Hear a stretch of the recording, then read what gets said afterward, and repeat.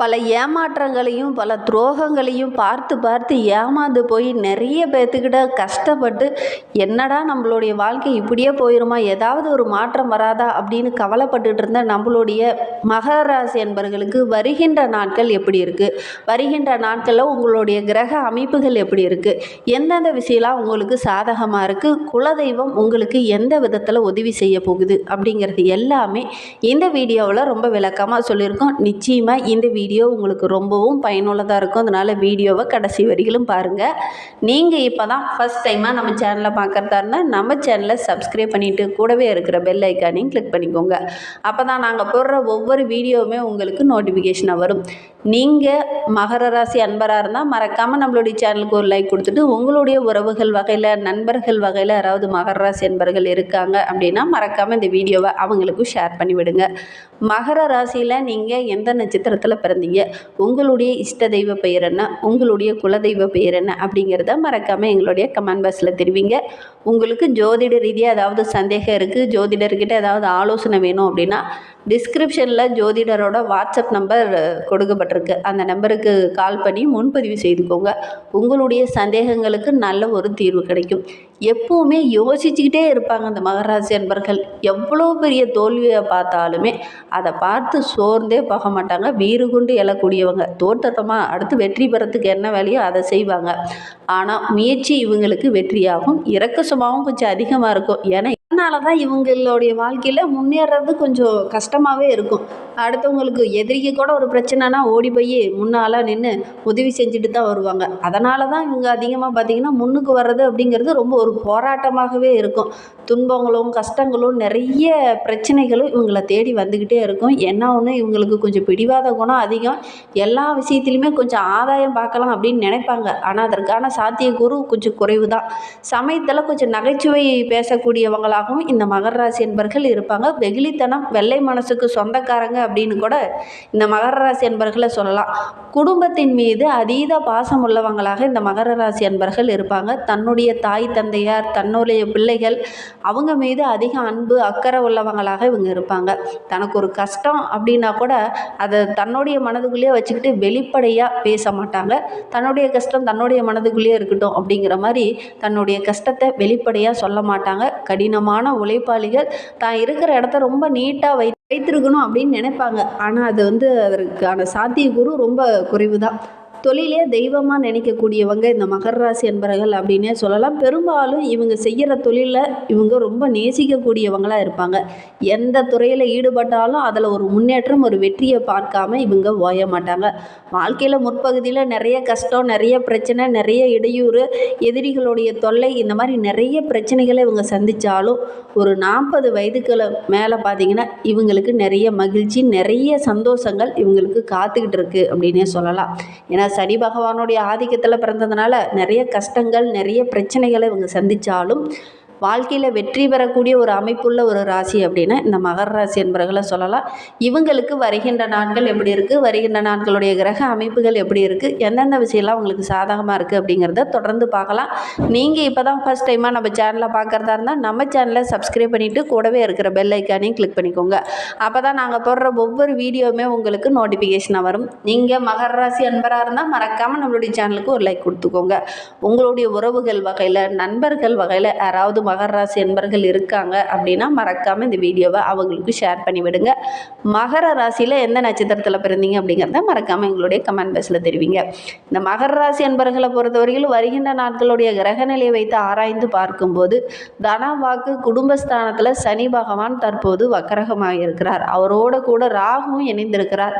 ரணருண ரோகஸ்தானத்தில் குரு சுக்கிரன், கலஸ்திரஸ்தானத்தில் புதன், அஷ்டமஸ்தானத்தில் சூரியனும் கேதுவும், பாக்கியஸ்தானத்தில் செவ்வாய் என கிரக நிலைகள் வருகின்ற நாட்களில் இந்த மாதிரி இருக்குது. இதனால் என்னென்ன நற்பலன்கள் நம்மளுடைய மகர ராசி என்பவர்களுக்கு அமைந்திருக்கு அப்படிங்கிறத பார்க்கலாம். வருகின்ற 7 நாட்களும் கொஞ்சம் யோசித்து திட்டமிட்டு செயல்பட்டீங்க அப்படின்னா நிறைய நன்மைகளை எதிர்பார்க்கலாம். குறிப்பாக இந்த வருகின்ற வாரத்தை பொறுத்த வரைக்கும் கோபத்தை குறைச்சிட்டு கொஞ்சம் நிதானமாக சிந்தித்து செயல்படுங்க. நீங்கள் எடுக்கிற முயற்சி எல்லாமே உங்களுக்கு வெற்றியாக அமையும். எந்த விஷயத்துலையுமே ரொம்ப எச்சரிக்கையாக இருக்கணும். இல்லை அப்படின்னா அதற்கு சின்ன சின்ன இடையூறுகள் வர்றதுக்கான சாத்தியக்கூறு அதிகமாக இருக்குது. வீண் குற்றச்சாட்டுக்கு ஆளாக வேண்டிய ஒரு சூழ்நிலை இருக்குது. அதனால் ரொம்ப கவனமாக இருக்கணும். உத்தியோகத்தில் இருக்கிறவங்க வெளியில் பயணம் செல்லும்போது ரொம்ப கவனமாக இருக்கணும். குறிப்பாக வண்டி வாகனத்தில் செல்லும்போது ரொம்ப கவனமாக இருக்கணும். வேலை செய்கிற இடத்துல சின்ன சின்ன மனம் வருத்தம், தேவையில்லாத பிரச்சனை இதெல்லாம் கொஞ்சம் வர்றதுக்கான சாத்தியக்கூறு அதிகமாக இந்த மகர ராசி என்பர்களுக்கு இருக்குது. தொழிலில் வியாபாரத்தில் கொஞ்சம் ஈடுபாடோடு இந்த காலகட்டத்தில் செஞ்சீங்க அப்படின்னா ஓரளவுக்கு வெற்றி பெறக்கூடிய யோகம் இருக்குது. வாடிக்கையாளர்கிட்ட பேசும்போது கொஞ்சம் நிதானமாக பேசுனீங்க அப்படின்னா கண்டிப்பாக உங்களுக்கு நிறைய நன்மைகளை இந்த காலகட்டத்தில் எதிர்பார்க்கலாம். குடும்பத்தில் ஏதாவது ஒரு வகையில் திடீர்னு சின்ன சின்ன சச்சரவுகள், தேவையில்லாத பிரச்சனை, நீங்களே சைலண்ட்டாக அமைதியாக இருக்கணும் அப்படின்னு நினச்சா கூட உங்களை தேடி சின்ன சின்ன பிரச்சனைகள் வீட்டுக்குள்ளே வந்துக்கிட்டே இருக்கும். உடல் ஆரோக்கியத்தில் கொஞ்சம் கவனமாக இருக்கணும். பொருள்களெல்லாம் கையாளும் போது குறிப்பாக கண்ணாடி சார்ந்த பொருள்களை கையாளும் போது ரொம்ப கவனமாக கையாளுறது நல்லது. பெண்கள் இந்த காலகட்டத்தில் மகர ராசி பெண்கள் கோபத்தை தவிர்த்துட்டு நிதானமாக செயல்படுங்க. நீங்கள் எடுக்கிற காரியம் எல்லாமே உங்களுக்கு வெற்றியாக அமையும். கலைத்துறையை சார்ந்த நண்பர்களுக்கு நல்ல ஒரு பாராட்டு கிடைக்கக்கூடிய ஒரு யோகமான வாரமாக வருகின்ற வாரம் அமைந்திருக்கு அப்படின்னே சொல்லலாம். வெளிநாடு பயணங்கள்லாம் செல்லக்கூடிய அமைப்பு இருக்குது. முயற்சி பண்ணுங்கள், திட்டமிட்டு முயற்சி பண்ணுங்கள், கண்டிப்பாக உங்களுக்கு வெற்றி கிடைக்கும். அரசியல்வாதிகளுக்கு நீண்ட நாட்களாக இருந்து வந்த பிரச்சனை கொஞ்சம் குறையும். திடீர்னு சின்ன சின்ன செலவுகள் வரும். கொஞ்சம் திட்டமிட்டு செயல்படுங்க, கண்டிப்பாக நல்ல மாற்றம் வரும். மாணவர்களுக்கு இந்த காலகட்டத்தில் ரொம்ப யோகமாக இருக்குது. நீங்கள் எடுத்து வைக்கிற ஒவ்வொரு அடியுமே உங்களுக்கு வெற்றியாக அமைந்திருக்கு. எதுலேயுமே அவசரம் காட்டாமல் கொஞ்சம் நிதானமாக புரிஞ்சு படிங்க, கண்டிப்பாக உங்களுக்கு வெற்றி கிடைக்கும். விளையாட்டு சார்ந்த விஷயத்தில் இந்த காலகட்டத்தில் உங்களுக்கு வெற்றி கிடைக்கக்கூடிய யோகம் இருக்குது. உத்திராடம் 2, 3, 4 பாதங்களில் பிறந்தவங்களுக்கு வருகின்ற 7 நாட்களும் ரொம்ப சிறப்பாக இருக்குது அப்படின்னே சொல்லலாம். ஒரு சிலருக்கு உடல் ரீதியாக, ஆரோக்கிய ரீதியாக சின்ன சின்ன பிரச்சனைகள் வரும். கொஞ்சம் கவனமாக இருக்கணும். ஒரு சிலர் வெளியில் எங்கேயாவது ஆன்மீக தலங்களுக்கு சென்று வரக்கூடிய வாய்ப்பு இந்த காலகட்டத்தில் அமையும். எதையுமே சிந்தித்து செயல்படுங்க. சூழ்நிலைக்கு அறிந்து அதற்கேற்ப நீங்கள் மாறி அதற்கேற்ப நீங்கள் செயல்பட்டீங்க அப்படின்னா கண்டிப்பாக உங்களுக்கு நிறைய நன்மைகள் வருகின்ற வாரத்தில் கிடைக்கும். திருவோண நட்சத்திரத்தில் பிறந்தவங்களுக்கு வருகின்ற 7 நாட்களும் ரொம்ப சிறப்பாக இருக்குது, ரொம்ப மகிழ்வாக இருக்குது அப்படின்னு கூட சொல்லலாம். பொருள், ஆடை, ஆபரணங்கள் வாங்கக்கூடிய அமைப்பு இருக்குது. பழைய பாக்கியில் இந்த காலகட்டத்தில் வசூலாகும். நல்ல ஒரு புகழ் இந்த காலகட்டத்தில் உங்களை தேடி வரும் அப்படின்னே சொல்லலாம். பெரிய அரசியல் கட்சியிலேருந்து நல்ல ஒரு அனுகூலமான பலன் இந்த காலகட்டத்தில் உங்களுக்கு கிடைக்கும்.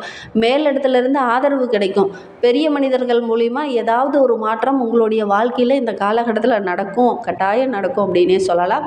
அவிட்டம் 1, 2 பாதங்களில் பிறந்தவங்களுக்கு வருகின்ற 7 நாட்களும் ரொம்ப சந்தோஷமான நாட்களாக அமைந்திருக்கு. குறிப்பாக வெளியூர், வெளிநாடு செல்கிறவங்களுக்குலாம் ரொம்ப இனிமையாக இருக்குது. வண்டி வாகனத்தில் செல்லும்போது மட்டும் கொஞ்சம் எச்சரிக்கையாக இருங்க. சுயசார்பு, தன்னிறைவு பெறக்கூடிய ஒரு அற்புதமான வாரமாக இந்த வாரம் அமைந்திருக்கு அப்படின்னு சொல்லலாம். உங்களுடைய தைரியம், தன்னம்பிக்கை இந்த காலகட்டத்தில் படிச்சுன்னு எல்லார் மத்தியிலையும் தெரியும். அந்த அளவுக்கு தைரியமான ஆளாவங்க அப்படின்னு நீங்களே ஆச்சரியப்படுற அளவுக்கு ரொம்ப தைரியமாக வளம் வருவாங்க இந்த அவிட்ட நட்சத்திரக்காரங்க வருகின்ற நாட்கள். புதிய வழக்கு விவகாரங்கள்லாம் இந்த காலகட்டத்தில் சந்திக்க வேண்டிய ஒரு சூழ்நிலை இருக்குது. குறிப்பாக அதெல்லாம் உங்களுக்கு சாதகமாக இருக்குது.